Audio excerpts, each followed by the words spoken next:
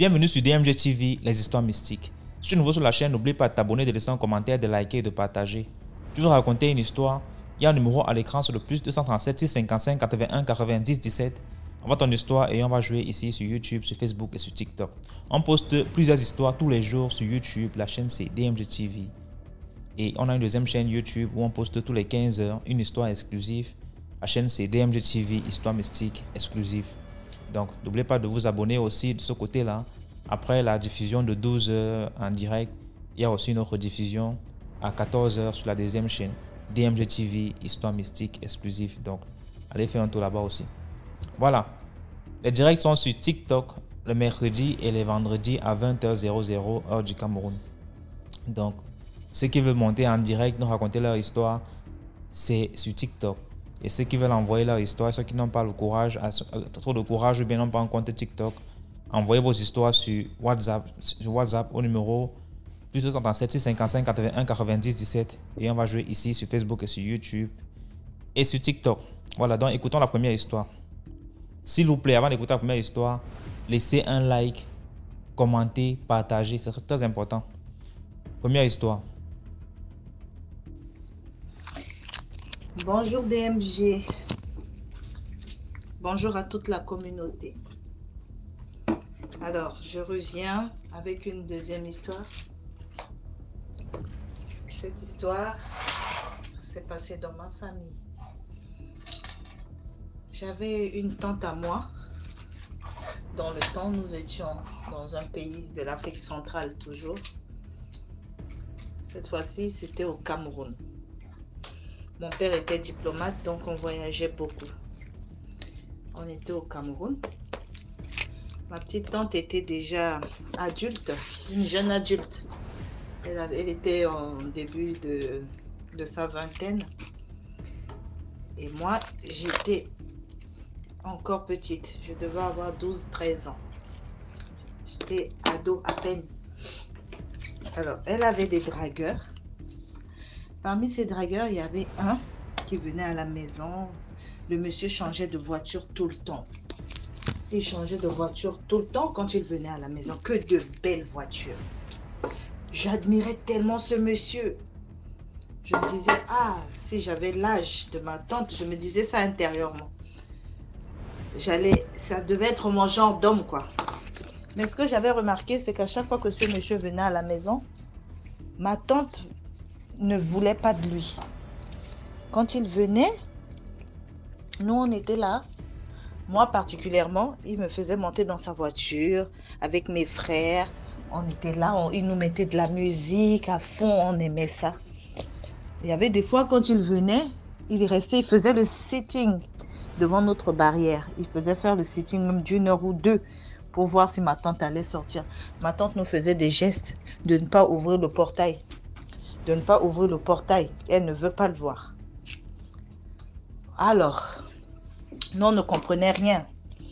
Jusqu'au jour où elle-même, elle ne savait pas. Elle ne savait pas pourquoi elle agissait ainsi. Mais le monsieur, il était beau, il avait tout pour plaire. Mais elle, il ne la captait pas, quoi. Elle veut pas de lui. Elle voulait pas de lui. Jusqu'au jour où on avait notre répétiteur, c'est-à-dire notre professeur d'école, un de nos professeurs d'école qui nous reprenait à la maison, qui était venu nous faire cours à la maison, nous reprendre à la maison. Ce jour-là, il était tout triste. On lui a demandé, mais monsieur, qu'est-ce que vous avez? Il nous dit, ah, j'ai perdu ma tante, ma nièce, excusez-moi. Vous avez perdu votre nièce?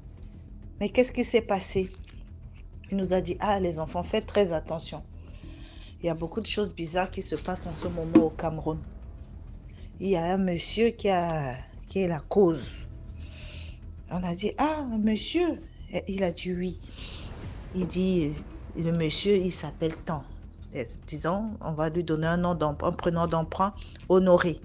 Il a dit, il y a un monsieur là qui s'appelle Honoré, qui est la cause de la mort de ma nièce. On a dit, ah bon? Mais qu'est-ce qui s'est passé? Mes frères et moi, on s'est regardés. Bon, on se disait, bah, peut-être que c'est un Honoré comme un autre. Il a dit, non, le monsieur, c'est un féman. C'est un féman, mais il fait des choses bizarres.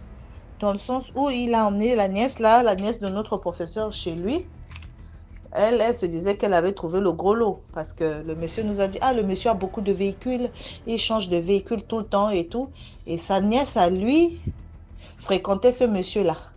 Un jour, elle rentre à la maison, elle s'est mise à pleurer, elle a donné une forte somme d'argent à sa mère, elle a dit, ah maman, peut-être que je vais mourir, prends cet argent-là, puis voilà. Sa mère lui demande qu'est-ce qui se passe. Elle a expliqué que voilà, il y a un monsieur qui habite tant. Hein, voilà, il vient souvent me chercher ici avec différents véhicules. La maman dit oui, je vois le jeune. Elle a dit bon, c'est le monsieur là qui m'a emmené chez lui. Moi, j'ai cru que voilà, on était plusieurs fois ensemble. Il avait décidé que voilà, on passe à l'acte. Ben, il voulait pas passer à l'acte. Il m'a donné une assiette en or, une petite assiette en or. Il m'a demandé de faire mes besoins dedans, dessus. Sur cette assiette-là. Et lorsqu'elle a refusé, le monsieur a insisté, le monsieur l'a menacé, le monsieur n'avait plus la même apparence, il avait une apparence d'animal, presque, le visage avait changé, le monsieur avait demandé à ce qu'elle fasse ses besoins, enfin, de gros besoins, quoi, la grosse commission sur cette assiette-là. Elle était obligée de le faire. Et lorsqu'elle l'a fait, il a pris une petite cuillère en or, il a mangé ce besoin-là devant elle et il lui a donné cet argent-là. Il lui a demandé de rentrer chez elle. Et la maman lui a demandé si elle connaissait, elle pouvait indiquer où se trouvait le monsieur, tout ça. Quand ils sont partis, il n'y avait personne. Il n'y avait personne, pas de véhicule, rien du tout. Et c'est ce monsieur-là. Quand notre répétiteur nous a donné la description physique de ce monsieur, c'était le même monsieur qui fréquentait notre tante, qui voulait être avec elle, mais qu'elle ne voulait pas. Et c'était ça. La fille était morte parce qu'elle avait vécu cette situation-là, cette histoire avec ce monsieur, cette histoire mystique, voilà. Merci beaucoup pour l'histoire. Maintenant, on va écouter la deuxième histoire. Bonsoir DMG, j'espère que tout le monde va bien. Merci d'abord pour le concept. Je vous suis depuis, je pense bien, 1 an aujourd'hui. 1 an, ouais, décembre de l'année passée, donc 1 an et peut-être 1 mois. Je ne me rappelle plus trop bien. Commençons toujours par liker, parce que ça c'est le plus important. Liker, commenter aussi. Et si vous êtes en live, s'il vous plaît, il faut liker. Parce que tout le monde l'a déjà dit, donc vous comprenez, s'il vous plaît. Maintenant, l'histoire que je vous raconter remonte à 2 ou 3 ans aujourd'hui. N'écoutez pas ma voix et vous pensez que je suis un monsieur ou quoi que ce soit. J'aurai 20 ans en mai. Donc, c'est juste ma voix comme ça et tout. Donc, c'est une histoire où... Bon, je vais d'abord commencer par dire, évitons de penser que le sexe, c'est quelque chose de physique seulement. Je ne sais pas si pour vous cette histoire sera mystique, mais pour moi, elle l'est quand même si c'est pas au niveau des histoires qu'on écoute ici tous les jours. En fait, quand j'ai découvert le sexe, je pense que je faisais première. Et vous savez, bon, tous les mecs vont dire, ils savent que quand on vient de découvrir le sexe, c'est quelque chose de ouf, où on prend ça comme un jeu et tout. On s'intéresse pas à autrui, on est juste là, focus pour seulement être dans le sexe en fait. Donc j'avais plusieurs meufs à cette époque. Bon, pour vous dire la vérité, j'avais 11 meufs. Pendant ce moment, j'étais dans, on va dire ça comment, je sexais en fait tous les jours. Genre, je pouvais pas faire une semaine sans sexer, minimum 2 ou 3 fois. Et puis, bon, je sais pas si vous allez me prendre pour un narcissique ou quoi, mais je le suis quand même. Mais je suis grand de taille, brun, avec les lèvres roses. Donc on va dire que je suis un peu le style de plusieurs meufs. Une meuf, bon, je sais pas si vous comprenez tous, mais une fille, si vous préférez, est venue me draguer. Elle me dit qu'elle a pris mon numéro, nanani, nanana. Je lui dis ok, elle m'envoie ses photos. C'est pas trop mon style, mais vu que moi je savais pourquoi j'étais là, j'ai accepté que bon, continuons, mais je commençais par lui dire que je suis en couple et tout. Elle m'a dit qu'elle n'avait pas de problème et tout, d'accord. Je vous passe les détails sur cette partie. 1 ou 2 semaines après, on s'est rencontrés. Bon, on s'est revus en fait pour passer à l'acte en fait. Mais sinon, c'était déjà vu une fois. Mais quand elle est venue à la maison, moi, j'avais mon projet que genre, je la considérais comme ma bitch. Bon, comme on dit au Cameroun, c'était mon chat. Quand elle est arrivée à la maison, ça s'est passé normalement. Quand elle est rentrée, je commence subitement à faire, on appelle quoi? Mon corps commence à faire, genre, je suis malade et tout. Les boutons commencent à m'apparaître de partout et tout et tout. Je me dis, ça c'est quoi ça encore? Les boutons me sortent sur mon objet, genre, mon objet génital si vous préférez. Maintenant, les boutons me sortent sur tout le corps. Je me disais d'abord au départ que c'était une maladie, genre, je me rappelle plus seulement du nom, mais j'étais parti. Au départ, je n'ai pas voulu en parler aux parents. Je me disais que bon, je pouvais gérer, c'était un problème de je ne sais quoi et tout. Je pars d'abord, je mets fin à la relation avec la meuf parce que je me dis qu'elle est forcément sale et tout. Mais même malgré que je sois protégé, comment je fais pour avoir les maladies et tout, je me dis, mais c'est bizarre. Quand je vois que la maladie persiste, je peux avoir ma mère parce que c'est avec elle que je suis plus facile et tout. Je cause avec elle, elle me dit que ça peut être... j'oublie la maladie, le nom de la maladie, je suis vraiment désolé. Et tout, on part à l'hôpital, genre je vais à l'hôpital, je fais les tests. On me fait le test de VIH, on me fait le test j'oublie le nom en fait. Mais plusieurs maladies sexuellement transmissibles quand même.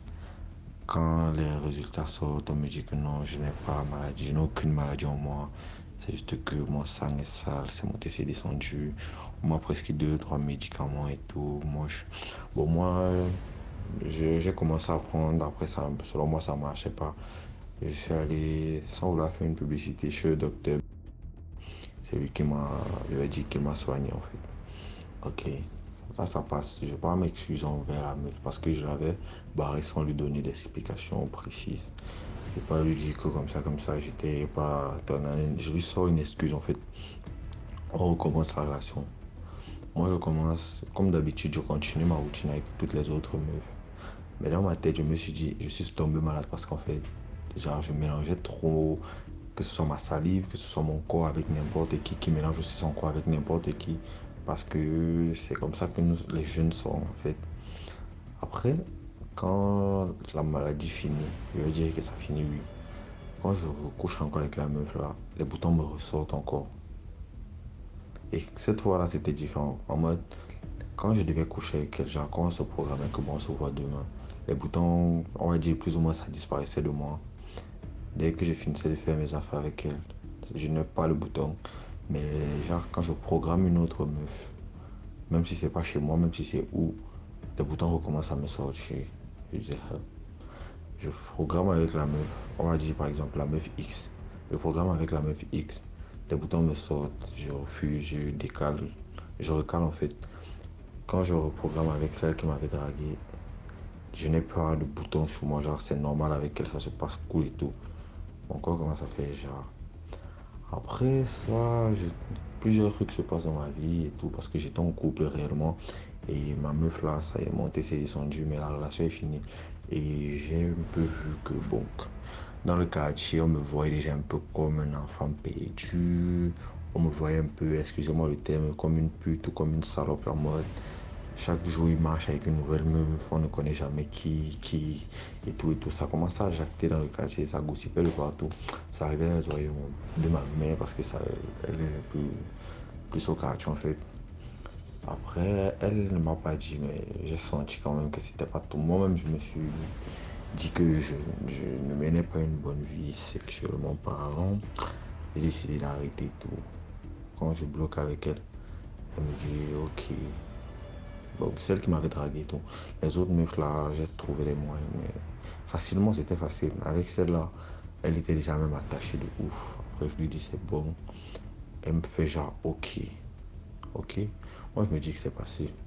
Les boutons continuent de me sortir, mais pas à un rythme de ouf et tout. Quand ça passe, j'ai décidé de partir au village. Parce que moi, j'aime d'abord mon village. Bon, pour l'information, je suis banane. Et j'ai décidé de partir en Djiki. J'arrive au village, comme d'habitude, toujours en famille. J'aime l'ambiance et tout. Bien, tout se passe très cool. J'avais coupé tout contact avec elle. Sur Facebook, elle regardait mes stories. Mais moi, je ne causais pas avec elle. Rien, rien. Genre, on se parlait carrément plus. On se voyait juste des stories sur Facebook, je dis bien. Même sur WhatsApp, elle avait pas mon numéro. Après, pendant que je suis au village, un jour, elle me DM, elle me dit, hey, tout, j'ai changé de puce, nanani, nanana, comment tu vas? Je dis, ouais, je vais bien, et toi? C'est passé, nanani. Je laisse tomber, ça passe.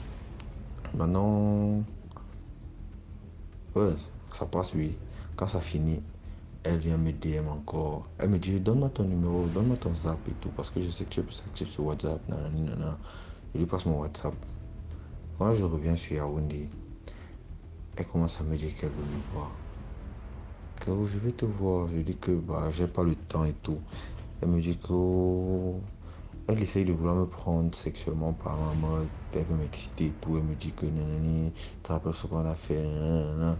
Je lui dis ok, mais ma meuf m'interdit de voir d'autres meufs et tout. Parce que bon, présentement, je suis déjà quelqu'un de sérieux, je vais dire. Et je décide de rester chez ma meuf en fait. Elle me dit on doit se témoin et tout. Je lui dis que ma meuf refuse en plus, tu es mon ex et tout. Je lui dis pas de toi, elle refuse que je te témoin et tout. Elle me dit ok. Un autre matin, j'étais concentré à écouter les histoires. Je suis en train d'écouter les histoires sur DMG et genre la télé à ce matin en fait, donc j'écoutais avec tout le volume. Mon téléphone était à côté, elle voulait rester me laisser des tas de messages, elle m'a appelé même. Elle me dit je suis devant ton portail, viens. Il était 12 heures par là parce que ça passe souvent les 12 heures. Oui. Elle me dit je suis devant ton portail, moi je travaille à la maison. Elle me dit je suis devant ton portail, viens, viens, je vais te voir, viens, je vais te voir.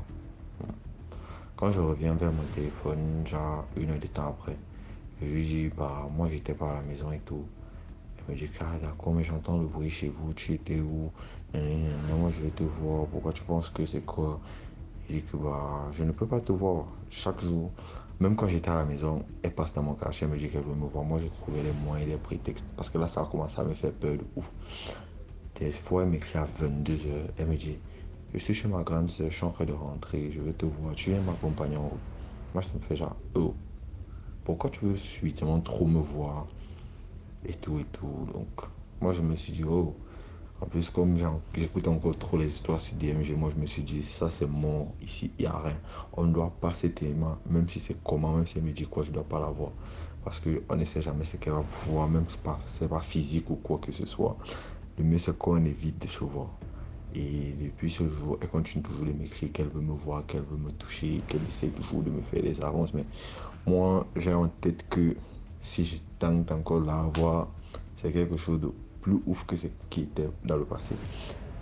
Et ça m'a rappelé quelque chose qu'un de nos professeurs nous avait dit, que quand tu as des problèmes et tout, il faut aller dans ton village, tu te plonges dans la rivière, tu sors de l'autre côté et tout, nanani, nanana. En fait, de ça, moi, j'ai compris qu'il faut souvent se ressourcer, les racines au village et tout. Donc, c'était ça ma petite histoire. À vous de me dire dans les commentaires si est-ce que mon histoire est mystique ou si je me fais jeter des idées parce que je suis trop concentré sur DMGTV, je suis trop matrixé. Mais selon moi, ça peut pas être anodin. Merci et bonne journée à tous. J'espère que vous allez passer une bonne journée, que Dieu vous garde, que Dieu vous protège et qu'on se revoit encore demain pour de nouvelles histoires. Et merci aussi à tout le monde qui raconte des histoires. Merci à toi DMG pour le concept. Sache que nous on te suit fort. Et voilà, j'ai pensé à quelque chose. Sur YouTube, quand tu dépasses la barre des 100K, on doit te donner un trophée. Donc nous on attend le trophée DMG. Tu dois nous mettre ça dans les vidéos. Donc, si tu n'as pas aussi le trophée de la maison DMG, demande à YouTube notre trophée, monsieur. Sur ce, bonne journée à vous. Merci beaucoup pour l'histoire. Maintenant, on va écouter la troisième histoire. Bonjour DMG, bonjour à tout le monde. C'est moi encore une fois, depuis l'Angola. Partagez, likez, commentez, abonnez-vous. La majorité des gens disent que je parle bien le français, mais je suis un peu timide quand il s'agit de parler français, surtout avec des gens que je ne connais pas trop. I get nervous, je deviens un peu nervous. Bon, mon histoire aujourd'hui, je vais appeler ça, bon, voleur des maris. J'avais des voisines elles étaient trois sœurs qui habitaient dans la même maison. C'était la maison de leur père. de leur père. Leur père s'était marié avec une autre femme, donc il les avait offert cette maison-là pour qu'elles puissent vivre là. Comme ça, comme elles étaient déjà des adultes, pour qu'elles ne puissent pas avoir trop de problèmes avec avec son épouse. Donc, ce qui s'est passé que l'une de fois, dont les filles là aimaient bien d'argent, hein. Elles aimaient sortir avec les gens qui ont des moyens ou bien des gens qui sont assez stables. Et la majorité de ces gens-là étaient mariés. Donc, ce qui s'est passé, c'est que je vais appeler la fille Anita. Une fois, j'étais au balcon comme ça, dans mon véranda. J'étais en train d'apprécier la plage là-bas, à la lointaine et tout. J'écoute beaucoup de bruit. J'écoute beaucoup de bruit à la porte. Il y avait quelqu'un qui frappait très fort dans leur portail. La personne n'était même pas en train de sonner la sonnerie. Et la personne était en train de frapper comme s'il y avait un problème. Les filles sont courues vite et elles ont ouvert la porte.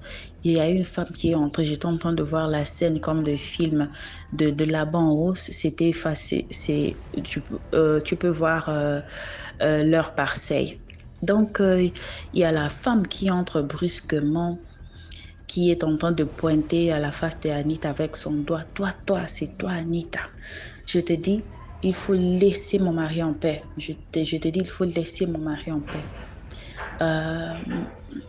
Moi, je ne suis pas une femme qui fait des scandales comme ça. Si je suis venue ici, c'est parce que toi, tu sais que tu n'es pas naturel et que tu n'es pas en train de séduire mon mari avec des choses naturelles. Je te dis, il faut laisser mon mari en paix. Il faut me laisser mon mari pour moi. Là, Anita, au lieu d'être humble et tout ça, elle a dit, tu as même le courage de venir ici. Si moi et mes soeurs, on ne te tape pas, c'est parce que on ne veut pas te taper. Tu es venu chez moi faire le bruit comme ça. Je te dis, si tu donnais tout ce que ton mari avait besoin, il n'allait pas venir vers moi. Faut pas même dire oh non, que je pars chercher des choses ou quoi. Et c'est toi-même qui ne sais pas prendre soin de ton mari. La femme l'a dit, ok, ça va. Donc, si toi, tu penses que tu es la seule qui sait comment faire, tu sais comment faire. Je veux te montrer. La femme est partie. Là, Anita l'a dit, j'attendrai. La femme est partie. J'ai vu le drame là qui s'est passé dans leur parcelle, dans leur maison. J'ai dit, hey, ok.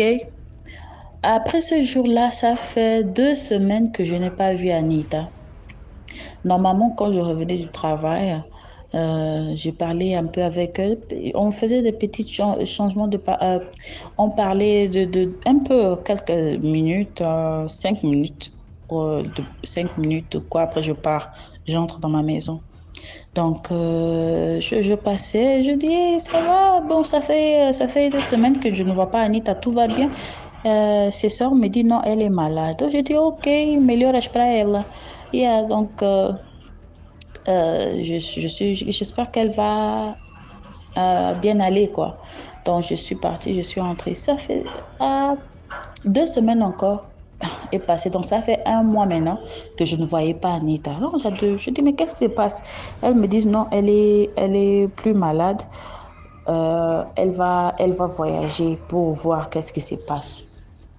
Elle est partie dans 2 pays. Elle est partie dans 2 pays différents pour voir qu'est-ce qui s'est passé. Après, elle est revenue. Quand elle est revenue, j'ai passé encore, les filles m'ont dit, oh non, elle est de retour. Je dis, non, c'est bien. Donc, elle a dû résoudre les problèmes. Elle est rentrée trop tôt. Elle a dit, non, on n'a rien trouvé sur elle. Je dis, ah bon? Ok, comme elle est revenue de dehors, je vais faire un jour pour venir la voir.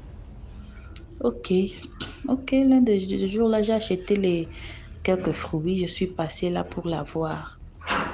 Je ne sais pas, elle était tellement contente de me voir. C'était surprising. J'étais un peu surpris pourquoi elle était si contente de me voir. Là, elle me dit, quand même tu passes devant notre porte, je sens même que tu es passé parce que tu me donnes la paix. Je dis, comment ça je te donne la paix? Ma soeur, voilà tes fruits que je t'ai amenés. Et qu'est-ce qui se passe? Ah non, le problème là, elle me dit que maintenant, elle n'arrivait même pas encore à marcher. Elle n'arrivait pas à marcher. Après un mois, elle n'arrivait pas à marcher.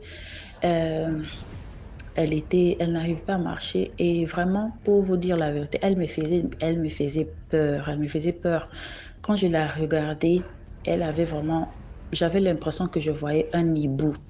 J'avais l'impression que je voyais un hibou en elle. Elle me faisait peur. Donc, quand je l'amenais le fruit, je ne durais même pas. Je lui disais, non, non, non, ça va aller, ça va aller. Je fouille, je pars chez moi.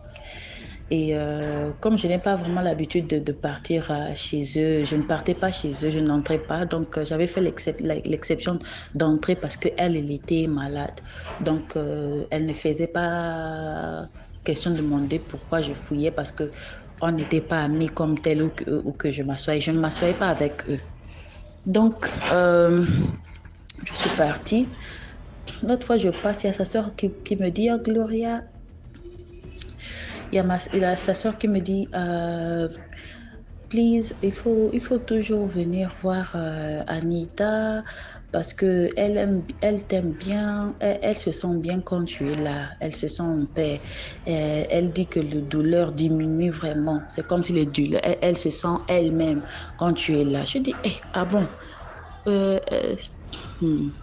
ça, je n'ai pas toujours le temps. Je veux voir ce que je peux faire à propos de ça.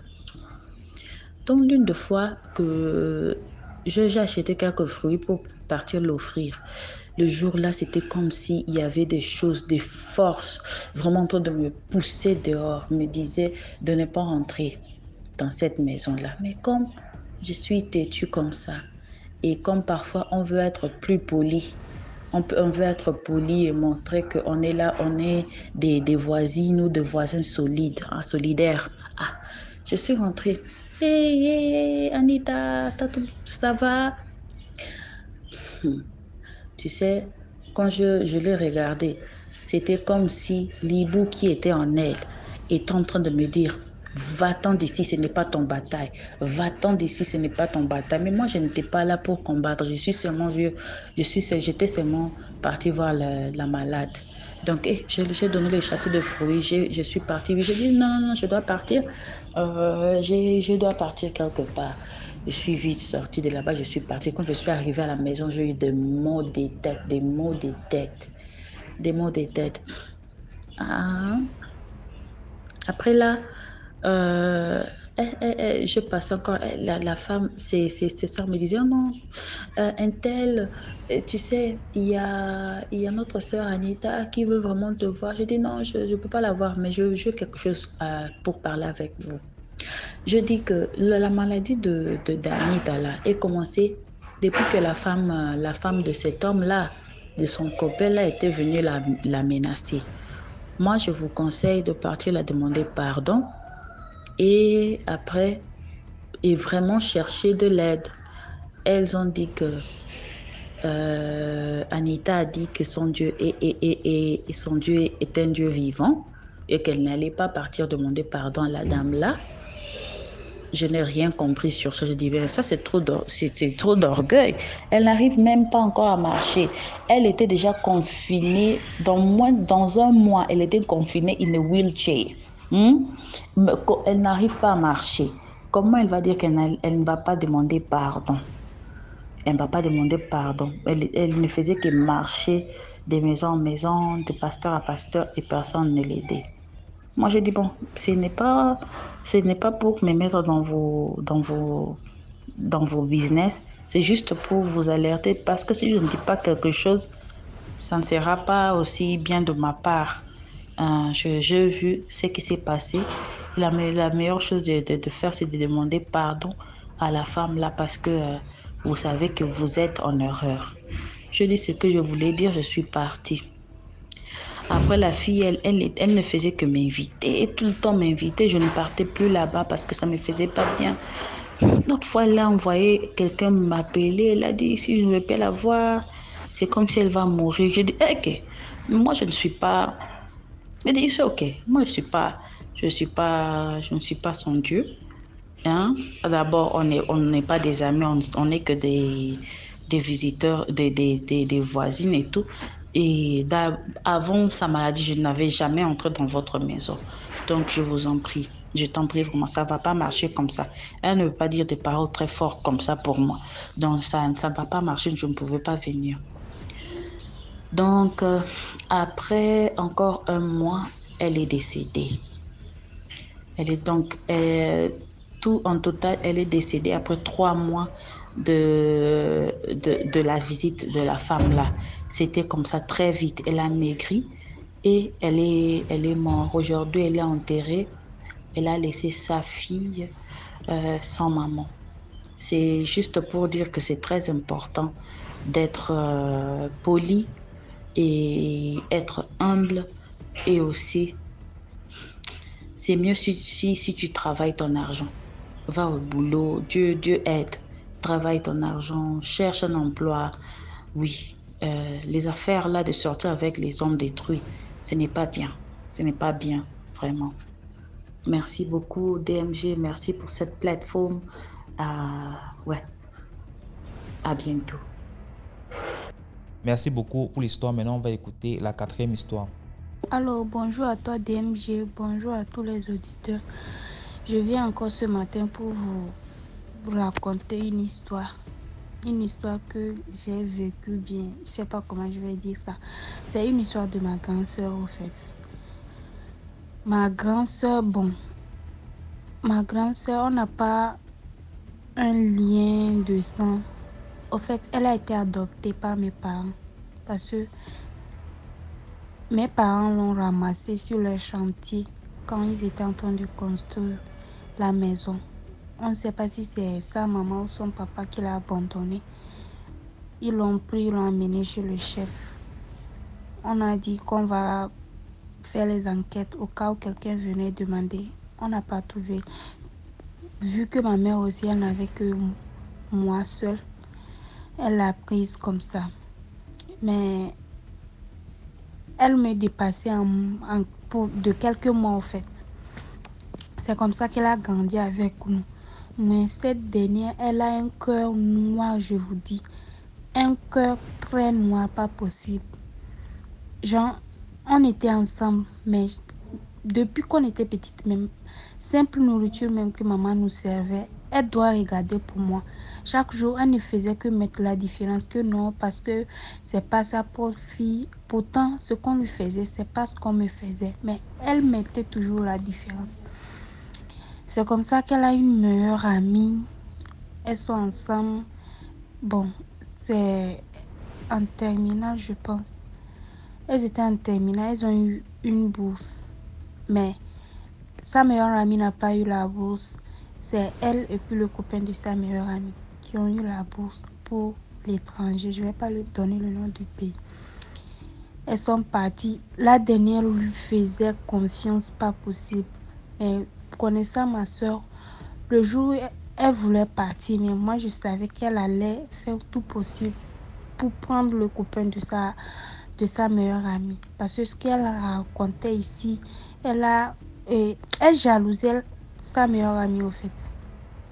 C'est comme ça, elles sont parties là-bas. On ne sait pas comment. Pour sa meilleure amie, elle a son amie là-bas, donc elle va garder les deux yeux sur son copain au cas où. Déjà, elle ne sait pas de quoi ma soeur est capable. Elle est partie. Avant de partir, j'ai oublié de vous dire, nous on est ici. Je vous parle depuis le Togo, on est ici. Elle est partie jusqu'au Bénin pour faire Zamou. Elle a bassé le copain. Ils sont partis là-bas. Arrivés là-bas net, on dirait qu'ils étaient ensemble depuis le Togo ici. Ils ont commencé par sortir ensemble. L'être humain est mauvais, je vous dis. Je pense, ils sont sortis ensemble, je pense, 3 ans. Quand ils devaient rentrer pour la première fois, ils sont rentrés. Le copain, il a complètement oublié. Mais elle continuait pas à parler avec sa meilleure amie. Elle lui faisait part des trucs. Et que c'est comme ça le copain ne lui regardait plus. Et puis, hypocrite qu'elle est. Elle est là, elle l'a consolée. T'inquiète, je lui parle ici. Nanani, nanana. C'est quand ils sont rentrés qu'on a su que c'était comme ça. et la meilleure amie. Confiance qu'elle lui faisait et tout. On ne sait pas c'est quoi le ciel est parti faire, on ne sait pas. Actuellement où je vous parle, ils sont mariés. Elle est mariée avec le copain de sa meilleure amie. Le copain dit net qu'il ne veut même plus entendre parler de son amie, que c'est de ma soeur qu'il veut. Ok, on a célébré le mariage comme ça. Ils sont là-bas. Mais pourquoi je suis en train de raconter l'histoire? La meilleure amie lui a appelé que tant qu'elle sera vivante, elle ne va jamais connaître le bonheur. Les deux là, ils ne vont jamais connaître le bonheur. C'est comme ça que si ma soeur tombe enceinte, dès qu'elle va rêver qu'elle est en train de pisser, c'est fini. Le lendemain, si c'est pas fausse couche, c'est qu'elle va se réveiller, le sang va couler. Le gars lui autre, la meilleure amie de ma soeur l'a appelé, il l'a dit que là où il est parti là-bas, là, il va travailler, mais c'est elle qui va bouffer l'argent. C'est comme ça que le gars travaille. Depuis qu'ils sont là-bas, mais quand ils rentrent au pays ici, la femme ou l'autre, ma soeur autre, ça va mieux, mais c'est l'enfant qu'elle n'a pas. Parfois même, elle dit qu'elle rêve. Elle rêve comme ça, elle voit sa meilleure amie qui vient tirer ses intestins de son ventre. Le lendemain, si c'est pas fausse couche, c'est que le sang va couler. Elle n'a jamais eu. Dernièrement même, elle a fait jusqu'à 6 mois. Elle dit, ah maintenant ça va. D'habitude c'est 3 mois, 4 mois. 6 mois, elle dit non, ça va. 6e mois là, elle a rêvé que sa meilleure amie est venue lui faire truc là. Elle l'a assisté quand elle a couché et puis elle a pris le bébé. Le lendemain, c'est comme ça. La grossesse s'est gâtée. Donc c'est ça. Hein.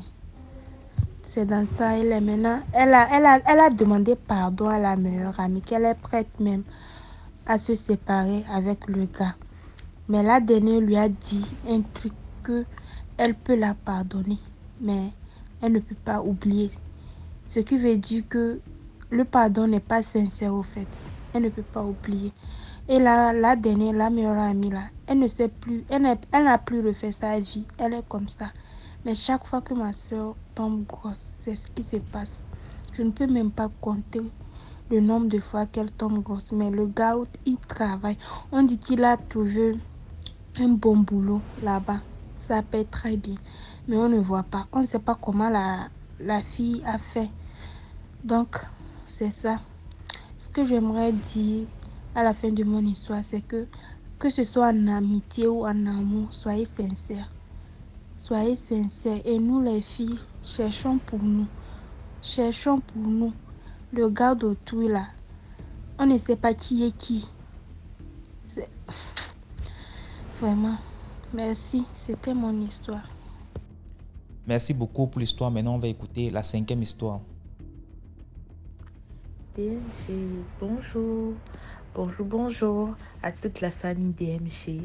J'espère que le mois de janvier se passe très bien pour tout le monde. Je vous envoie plein d'amour, plein de courage et plein de force. Que la paix du cœur soit avec tout le monde. DMG, spécialement à toi et toute ta team, que Dieu te protège.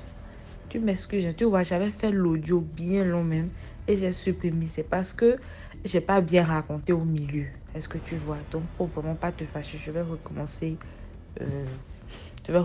l'histoire. Bon, les gars, je vais vous raconter 2 histoires. La première histoire, ça concerne les coiffeuses. Parce que dans les épisodes qui sont venus avant, qu'on commence même la fête, mais qu'on commence bien janvier, il y a beaucoup de témoignages, je pense, sur les coiffeuses, les personnes qui partent même se coiffer et tout ça là, avec ses pans dans le coffre, tout. Donc, j'ai dit, je vais vous raconter pour moi. Et la deuxième histoire, ça concerne l'avant-dernière publication. Là, nous sommes le 25 janvier. Donc, c'est la publication du 23 ou du 24, je sais pas, que la fille parlait des sorciers. Ils sont inoffensifs en apparence, mais c'est des vrais sorciers, ça. Ça concerne un peu une partie comme ça, mais je vais vous raconter ça rapidement. Bon, la première histoire, je me rappelle, nous on vivait, quand j'étais au Bénin, en tout cas, avant je vivais à Vedoko. Vedoko, à Gla, Calavi, en tout cas dans le temps, c'était des endroits, il y a un peu de voix, mais la voix aussi, là, c'est une voix avec les nids de poules. Et puis, il n'y a pas trop de lumière. Quand il pleut, c'est pas la peine. Si tu n'as pas de bac, voilà. Aujourd'hui, maintenant, au Bénin, il y a les voies, il y a un peu de lumière un peu partout. Bon, le président fait l'effort. C'est une très bonne chose, c'est bien. Voilà, je souhaite ça à tous les pays africains parce que c'est important pour la sécurité même. Et ça a un rapport avec mon histoire. Donc, on avait une domestique, elle s'appelle, bon, elle était musulmane, je vais l'appeler Tata Samira. Bon, Samira, elle m'a dit, la nuit là, tu aimes trop te tresser. Tu sais, la nuit que toi, tu as envie de faire les choses. Et de base, je suis comme ça, même jusqu'à maintenant. Moi, c'est la nuit, j'ai envie d'apprendre, j'ai envie de faire ci, j'ai envie de faire ça. Et elle dit, ça ne se fait pas. Je vais te raconter une histoire. C'est une dame qui est à Agla.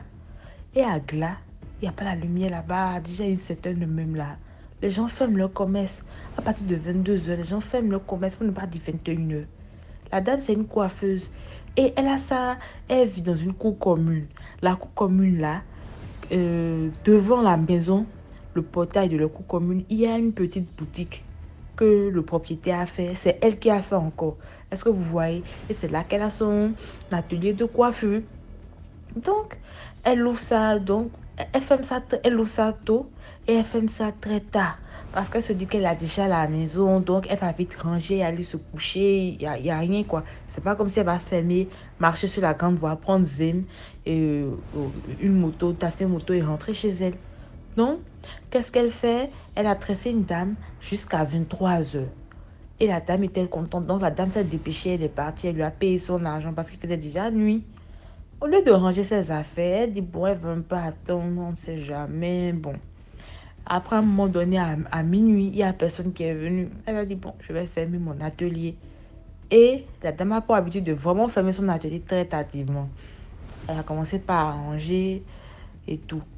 Elle dit qu'elle n'a rien entendu. Elle était dans un calme total. Il n'y avait même pas un peu de personnes qui passaient. Et il y a une femme devant la porte de son atelier qui lui dit, coco. Elle dit, mais. Ça veut dire, mais ouais, chez nous, ça veut dire, c'est qui? Elle se retourne. Elle voit que c'est une dame qui est là à l'entrée, qui la regarde et qui demande, est-ce que je peux entrer, vous allez me tresser? Elle dit, elle a eu la chair de poule, mais bon, elle s'est dit, pourquoi pas? Elle a dit, ok, oui, madame, rentrez. Parce qu'elle a dit, bon, moi, je n'ai rien fait à personne. Voilà, je vais juste la tresser, je vais lui rendre service. La dame dit, moi, je ne veux pas faire une tresse longue. Non. Je veux juste faire des nattes collées. Elle a dit, ok, il n'y a pas de souci. En 20 minutes, on va faire ça vite fait. La dame, elle dit que la dame, quand elle est venue, que la dame a de longs cheveux DMG. De longs cheveux. Et elle est claire, mais c'est pas un teint très clair éclatant. Et qu'elle est très belle. Que sa beauté est tellement qu'elle n'arrivait même pas à bien regarder dans son visage. C'est-à-dire que le genre de beauté où la personne est tellement jolie que tu baisses ses yeux même. Parce que tu te demandes, mais est-ce que je peux considérer la personne là longtemps? C'est ça. Et c'est une femme un peu têtue. Donc, la dame a dit qu'elle va faire cette natte et tout. Elle dit, il n'y a pas de souci. Elle prend le peigne. Elle commence par diviser les cheveux de la femme. Quand elle divise les cheveux, quand elle veut commencer par tresser, même en divisant, les cheveux glissent de sa main. Les cheveux sont tellement lisses que ça glisse de sa main. Ça dit que ça a dépassé même la texture des cheveux de blanc. Elle dit, je suis dans quoi? Et comme c'est une femme qui est un peu aguerrie spirituellement, elle demande à la dame de lui donner un instant. Elle se retourne dans sa boutique, il y a des protections qu'elle met dans son pagne. Ça lui donne la force de pouvoir faire son travail et de lutter contre la fatigue et les mauvaises ondes. Elle va mettre dans son pagne et elle commence par tresser la dame. Et avec ça, elle a pu tresser la dame et tout. Mais elle dit que sa tête était lourde, 10 fois plus lourde que d'habitude. Quand la dame lui paye, elle lui donne l'argent. La dame, elle finit de tresser, la dame dit, ok, c'est bon, vous pouvez partir. La dame va lui payer, lui donner l'argent. Et la dame lui dit avant de partir, toi, tu es très courageuse et ça se voit que tu aimes beaucoup ton travail. Moi, j'étais venue dans l'optique de te donner une bonne leçon. Mais je vois que vraiment tu aimes ton travail. Alors, je ne vais pas te corriger sévèrement. Prochainement, ton atelier, à partir de 21h, tu vas fermer ça. La dame s'est retournée, elle a marché 1, 2, 3 pas. Elle a disparu devant la femme. Elle n'a pas paniqué. Elle s'est calmée. Elle a rangé son atelier. Elle allait se coucher. Le lendemain matin, DMG, ses doigts ont gonflé. Et comme elle est spirituelle aussi, elle allait voir au village son père bon, son bouconon, tout ça là, son praticien qui lui a dit que, oh, toi, tu as même la chance, on ne t'a pas tué. Que normalement, ce genre d'esprit que tu as tressé là, en temps normal, tu devais devenir très folle même. Folle, tu n'auras pas la raison. Elle a juste voulu te donner une correction. Donc, ça va, et quand il regarde ça, il dit, bon, ça va juste durer 3 mois.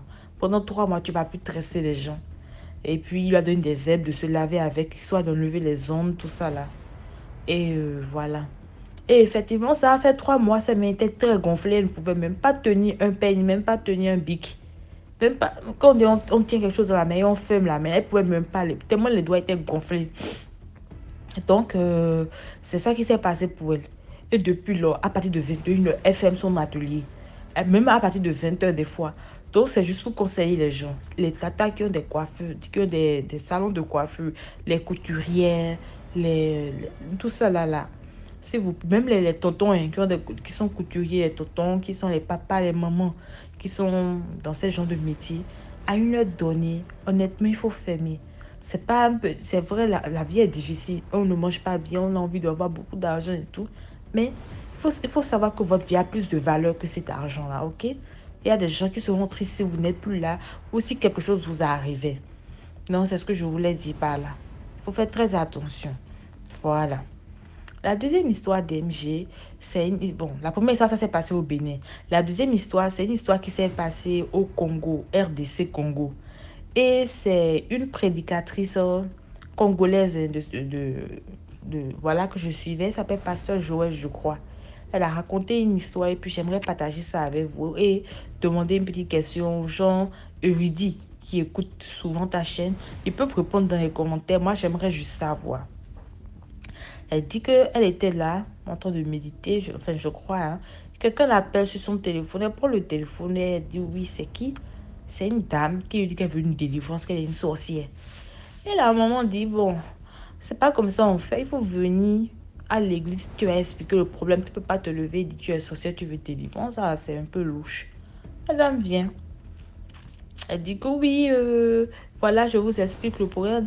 Le pasteur dit que non. Délivrance, là, c'est pas comme ça on fait. Il faut expliquer correctement ce que tu as.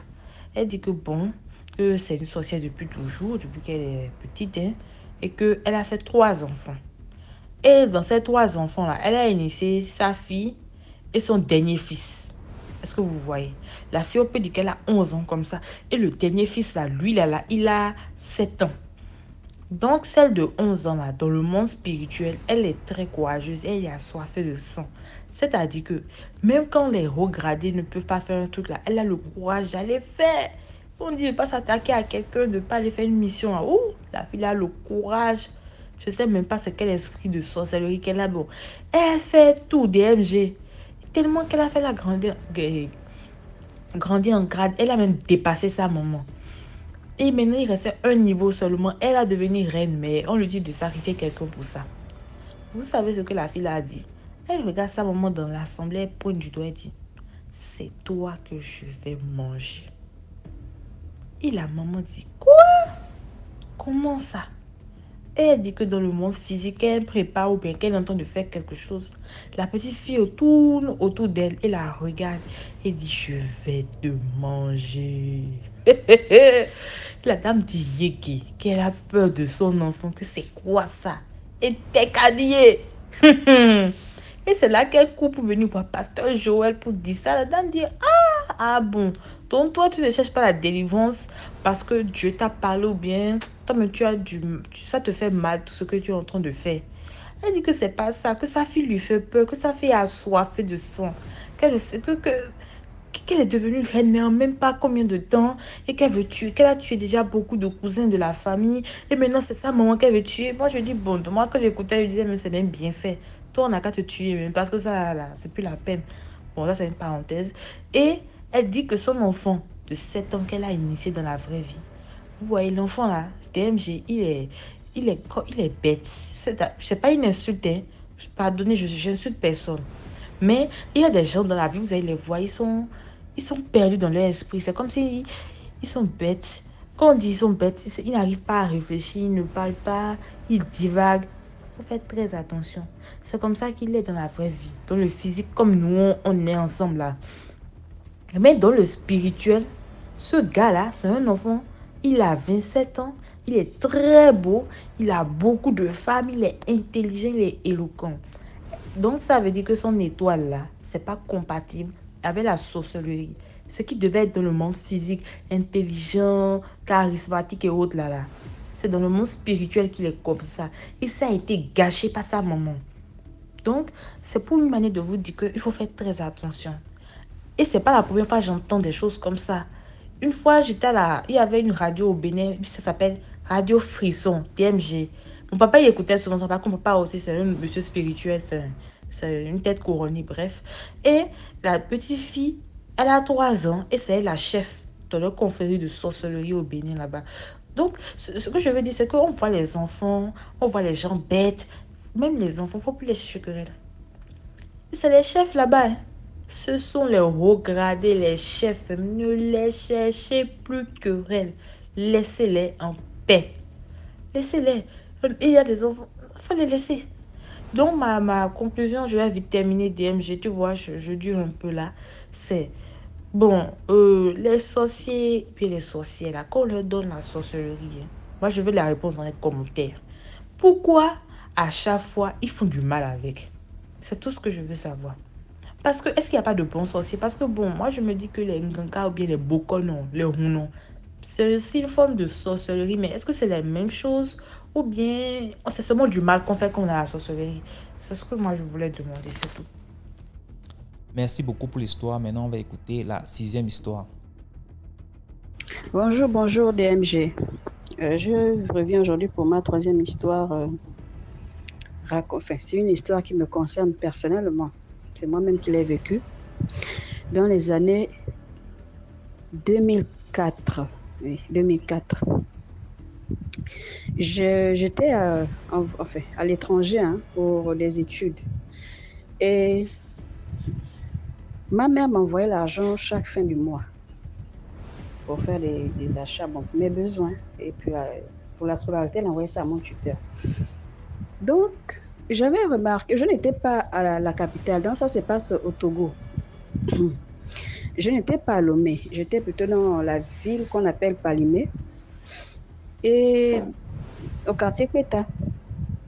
Donc, il y avait en fait, on était nombreux, il y avait les jeunes, vous savez, les jeunes du quartier, les jeunes de votre établissement. Quand vous partez à l'école, il y a les rassemblements, tout ça entre les jeunes. Donc, le jeune homme dont je veux parler, en fait, c'était quelque chose comme ça. Je n'avais pas de rapport ni de lien direct avec lui, mais c'était l'ami de mes amis, en fait. J'avais un cercle d'amis dont ce jeune-là faisait partie, mais on n'était pas proches, on n'était pas vraiment... Bon, c'était juste bonjour, bonsoir, et puis... on ne communiquait pas vraiment. Ce qui fait que de temps en temps, quand on se croisait, c'était juste bonjour, comment tu vas? Bon, salut telle personne. Et puis, c'était comme ça. Mais c'était vraiment rare, vraiment très rare. Mais de temps en temps, je le voyais. Après, à un moment donné, il a disparu de la circulation. Je ne le voyais plus, je n'entendais plus parler. Je me demandais bien là où il était passé. À un moment donné, je me suis dit peut-être qu'il a voyagé, il est certainement monté à Lomé. Parce que la plupart de nous, les jeunes à l'époque, quand on ne voit plus, quand un de nous ne se fait plus voir, tu te rapproches de la famille, on va te dire qu'il est monté à Lomé, soit continuer les études là-bas ou bien vivre là-bas, ça dépend. Et lui, il était avancé en termes de classe. Moi, j'étais encore dans les 3e seconde, j'étais au lycée, mais eux, ils étaient déjà à l'université, donc tout ça, ils avaient déjà eu leur bac, donc il y en a qui partaient déjà. Et à un moment donné, je ne le voyais plus. Bon, ça ne m'a pas inquiété plus que ça, parce que déjà, ce n'était pas un ami proche, ce n'était pas une connaissance rapprochée non plus, donc je me suis dit, bon, c'est passé. Et quelques temps après, je suis montée à Lomé, trouver ma grande soeur, j'ai dit, bon, moi, je suis venue faire les courses. Elle m'a dit, il n'y a pas de souci, je ne peux pas t'accompagner au marché, tu peux aller toi-même. Donc, voilà quoi. C'est moi, je suis occupée, je me sens pas bien. Elle était enceinte à l'époque, un début de grossesse. Donc, je voulais pas non plus la trimballer dans les tracasseries du marché, en fait, parce que j'avais vraiment beaucoup de choses à acheter. Et je me souviens que j'étais allée au marché autour de 11 heures. Donc, quand je vais au marché, le gars dont je parle, en fait, c'était un jumeau. Le jumeau, on s'était déjà croisé à Lomé. Et le jumeau, lui, en fait, il était, comment dire, il était plus timide que l'autre, en fait. L'autre s'appelait quoi déjà? Komi, c'est Komi. Oui, il s'appelait Komi. Donc, bon, l'autre, je ne connais plus, j'ai oublié son prénom. Mais c'est donc de Komi dont je veux parler. Il était jumeau. Donc, dans mes virées dans Lomé là-bas, j'avais croisé le jumeau de Komi. Bon, comme il était timide, et lui, il ne vivait pas avec nous à Palimé. Lui, il restait à Lomé. C'est Komi qui vivait avec nous à Palimé. Donc, j'avais croisé Komi. Bon, comme il était timide, c'était juste bonjour, bon, et puis je suis passée. Mais il m'avait lancé un regard comme un regard triste, quoi. Enfin, je n'avais pas compris. Enfin, j'étais juste passée comme ça. J'ai dit, bon, peut-être qu'il n'a... Enfin, c'est peut-être qu'il ne s'est pas bien réveillé ou bien il a ses problèmes. Pas plus. Je suis passée. Donc, c'est quelques jours après que je suis partie au marché. Arrivée au marché, je croise Komi. Celui qui avait quitté la ville dans laquelle on était nous tous. Donc, qui avait quitté Palimé depuis là. On ne voyait plus. Et donc, dès que je descends du Zémidjan, de la moto-taxi, du taxi-moto, pardon, je croise Komi. Il me dit, oh, qu'est-ce que tu fais ici? Mais il était un peu plus bavard, en fait. Alors qu'avant, on se parlait pas vraiment. Hein. On se parlait pas vraiment, c'était juste bonjour. Il avait même, enfin, je sais pas, mais il avait une certaine... je ne sais pas s'il avait souvent peur de parler avec moi ou je ne sais pas, mais il avait souvent cette peur-là de m'aborder. Mais ce jour-là, il était vraiment fair play. Comment tu vas? Tu es venu à Lomé quand et tout? Je dis, ah bon, je suis là, ça va. Ça fait un moment que je suis venue, donc je suis juste venue au marché à Sigamé pour faire mes achats, mes courses. Il me dit, non, bon, je vais t'accompagner, sinon on va t'escroquer parce que tu sais que tu es étrangère. Donc, il faut quelqu'un d'ici pour t'aider à faire les courses, voilà. Sinon, on va t'escroquer ou bien te braquer. J'ai dit, il n'y a pas de problème. Comme il m'a aidé à faire toutes les courses, j'ai acheté les pantalons, les habits, les chaussures, les sacs. Vous savez un peu quand une jeune fille fait les courses. J'ai fait toutes mes courses. On a circulé. Asigam est très grand. Le marché de Lomé est vraiment très vaste. On a mis du temps dans le marché. Au moins jusqu'à 15 heures. Donc, à 15 heures, quand on sort du marché, j'étais vraiment chargée avec beaucoup de choses. Il me laisse au niveau de la station, enfin, bon, là où on prend les taxis. Je cherchais un Zémidjan, donc une moto-taxi pour rentrer. Il m'a dit, bon, tu m'attends là.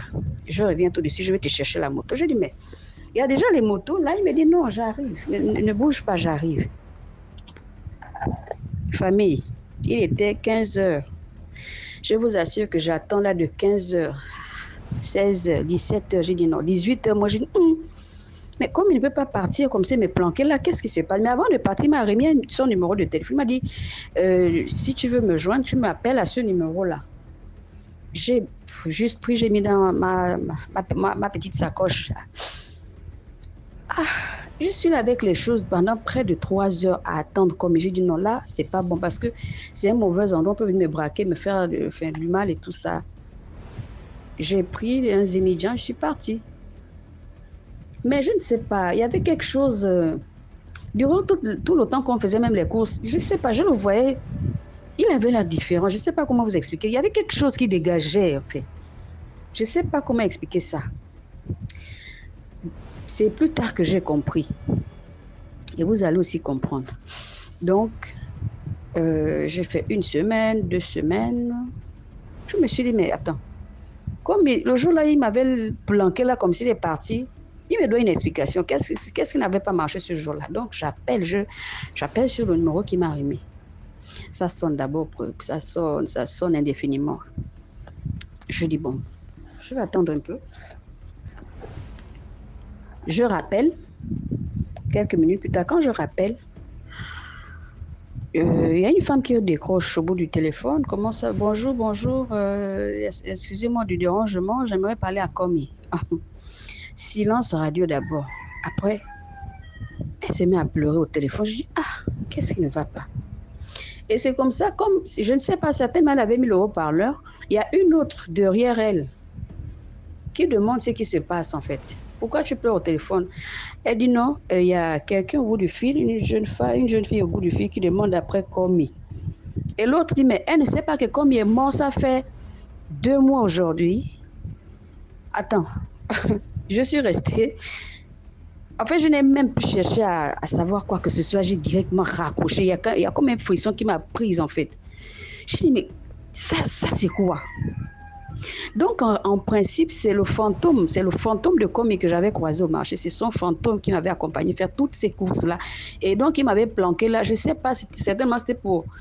Je ne sais pas si peut-être, comme le soir arrivait, il fallait qu'il parte ou bien... Je ne sais pas au juste.